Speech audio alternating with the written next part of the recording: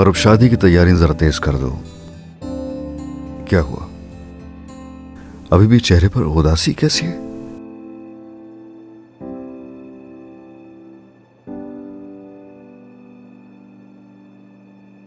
नहीं मालूम। क्या हुमैरा? थक चुकी हूं बहुत। लगता है सारी दुनिया मेरे ही खिलाफ हो गई है।